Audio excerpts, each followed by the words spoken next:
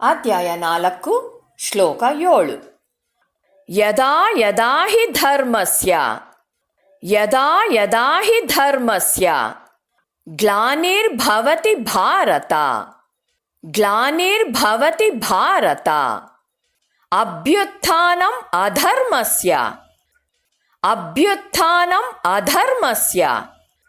ತದಾತ್ಮಾನಂ ಸೃಜಾಮ್ಯಹಂ. ಹೇಳಿಕೊಡುವುದನ್ನು ಅನುಸರಿಸಿ. ಯದಾ ಯದಾ ಹಿ ಧರ್ಮಸ್ಯ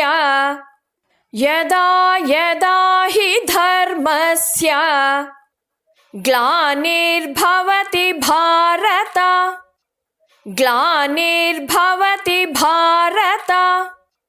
ಅಭ್ಯುತ್ಥಾನಮಧರ್ಮಸ್ಯ ತದಾತ್ಮಾನಂ ಸೃಜಾಮ್ಯಹಂ.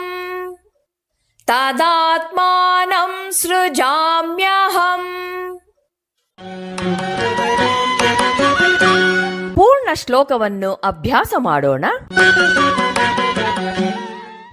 ಯದಾ ಯದಾ ಹಿ ಧರ್ಮಸ್ಯ ಗ್ಲಾನಿರ್ಭವತಿ ಭಾರತ ಅಭ್ಯುತ್ಥಾನಮಧರ್ಮಸ್ಯ ತದಾತ್ಮಾನಂ ಸೃಜಾಮ್ಯಹಂ.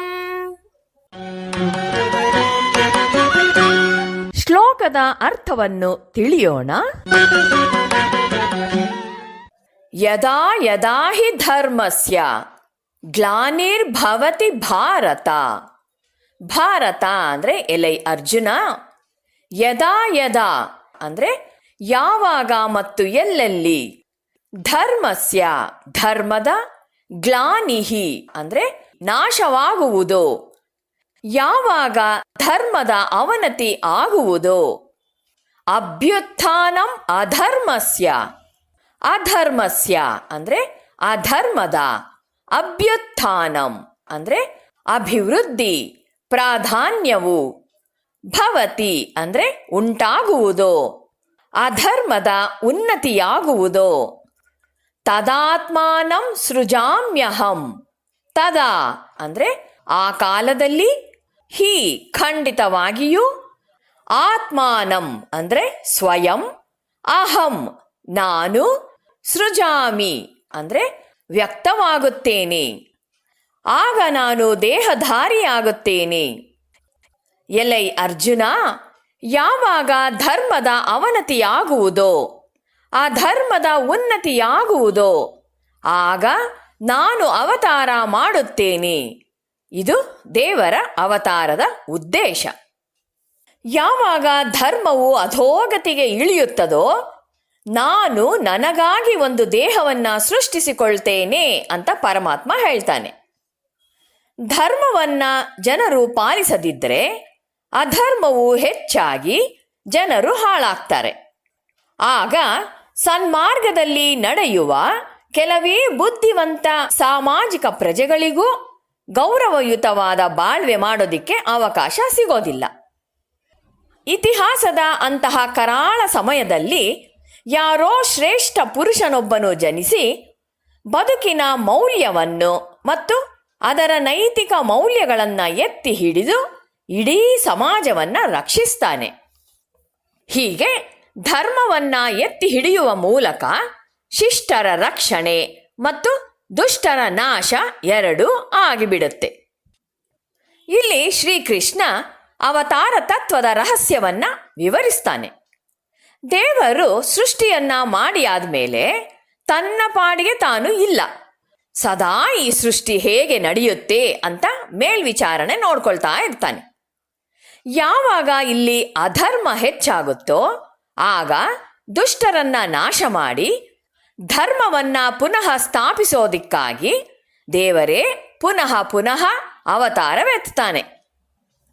ಹೇಗೆ ಅಂದರೆ, ಜಮೀನ್ದಾರನೊಬ್ಬ ರಬ್ಬರ್ ಶೂಸ್ ಹಾಕ್ಕೊಂಡು ತನ್ನ ತೋಟದಲ್ಲೆಲ್ಲ ಓಡಾಡಿಕೊಂಡು ಕೆಲವು ಸಸಿಗಳನ್ನು ರಕ್ಷಿಸುವ ಮತ್ತು ಕಳೆಗಳನ್ನು ಕೀಳುವ ಸಲಹೆಗಳನ್ನು ಹೇಗೆ ಕೊಡ್ತಾನೋ ಹಾಗೆ ಭಗವಂತನು ಆಗಾಗ್ಗೆ ಮಾಡ್ತಾನೆ. ಮಾಲೀಕ ಎಷ್ಟೇ ಬಿಸಿಲಿದ್ರೂ ಕೆಲಸ ನಡೆಯುವ ಸ್ಥಳದಲ್ಲಿದ್ದುಕೊಂಡು ತನ್ನ ಕೆಲಸಗಾರರ ನಡುವೆ ಇದ್ದರೂ ಆ ಭೂಮಿಯ ಆ ಸ್ವತ್ತಿನ ಮಾಲೀಕ ತಾನು ಅನ್ನೋದನ್ನ ಮರೆಯದೆ ಇರ್ತಾನೆ. ಹಾಗೆಯೇ ಬಹುರೂಪ ಪ್ರಪಂಚದ ಅಧಿಷ್ಠಾನನಾದ ಭಗವಂತನು ಮಾನವ ರೂಪದಲ್ಲಿ ಬಂದು ಎಲ್ಲ ಜನರ ನಡುವೆ ಇದ್ದು ಅವರಿಗೆ ಮಾರ್ಗದರ್ಶಕನಾಗಿ ಬಾಳ್ತಾನೆ.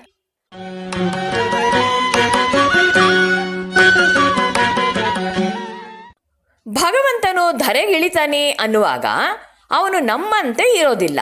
ಅವನು ತನ್ನ ಸರ್ವಸ್ವಾಮ್ಯವನ್ನು ತನ್ನಲ್ಲೇ ಇಟ್ಕೊಂಡಿರ್ತಾನೆ. ತಾನು ಸರ್ವತಂತ್ರ ಸ್ವತಂತ್ರನಾಗಿದ್ದು ಮಾನವ ರೂಪದಲ್ಲಿ ಕಾಣಿಸ್ಕೊಳ್ತಾನೆ. ಹುಟ್ಟುವಾಗಲೇ ಸಿದ್ಧ ಪುರುಷನಾಗಿ ಬರ್ತಾನೆ. ಮಾಡುವ ಸಾಧನೆಗಳೆಲ್ಲ ಜನರಿಗೆ ಮೇಲ್ಪಂಕ್ತಿಯನ್ನ ತೋರಿಸೋದಿಕ್ಕೆ ಮಾತ್ರ.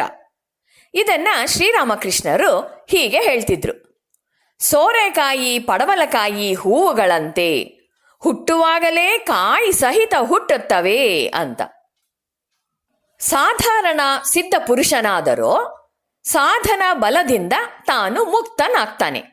ಸುತ್ತಮುತ್ತ ತನ್ನ ಹತ್ತಿರ ನೆರೆದವರಿಗೆ ಸ್ವಲ್ಪ ದಾರಿ ಬೆಳಕಾಗ್ತಾನೆ. ಹೇಗೆ ಅಂದರೆ, ಒಂದು ಸಾಧಾರಣ ಹುಲ್ಲು ನೀರಿನ ಮೇಲೆ ತೇಲ್ಕೊಂಡು ಹೋಗ್ತಾ ಇದೆ.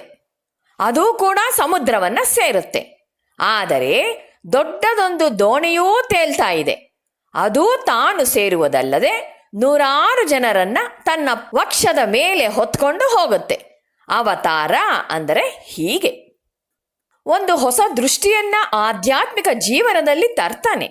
ಅದು ಆ ಕಾಲ ದೇಶಕ್ಕೆ ಅನ್ವಯಿಸೋದು ಮಾತ್ರ ಅಲ್ಲ, ಸನಾತನವಾದ ಸತ್ಯಗಳು ಅದರಲ್ಲಿ ಇರುತ್ತವೆ.